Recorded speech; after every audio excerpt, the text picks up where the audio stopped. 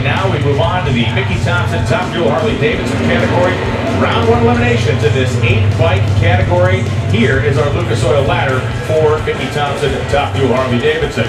We can see Doug Vancil going to be taking on Kevin Boyer. That's going to be the first matchup we see on the racetrack. Randall Andrus, Ricky House, Ty Tharp, and Andy Boschman. Boschman, one of the great showmen of the category. We'll see his motorcycle in just a few minutes. So Kevin Boyer, E3 Sparkplug side of the racetrack.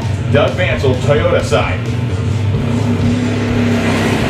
Immediate problems for Kevin Boyer as Doug Vancil settles down behind the cowl on the bike and gets to the finish line first. The parachute deploys for the Vance Hines Top Fuel Harley Davidson of Doug Vancil, a world champion in the category. He has been one of the legends and still continues to be. One of the scariest moments of the season came earlier this weekend, Tony, and this involved Bo Lane. Yeah, what you didn't see right before this happened, and the bike turned hard right for him. Off of the bike and look at him rolling. That bike recorded a trap speed of 215 miles an hour.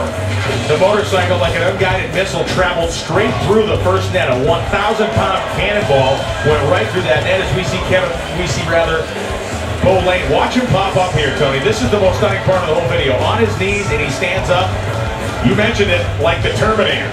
I've seen this in a movie, it's been a while, but not many men would be able to stand up and evaluate what just happened. And the absolutely decimated remains of a 1,000 horsepower, 1,000-pound motorcycle being dragged back onto the roll. Bo Lane didn't break any bones in that. How and why, we don't know. He did sustain some injuries. He is going to fully recover. He will require some cosmetic surgery, especially to his arm area. As we now watch a solo pass here down the racetrack as problems erupted on the opposite side of the racetrack, and problems erupt here for Jay Turner. Thankfully, there was nobody on the other side of the racetrack for him to face because it would not have ended happily for him.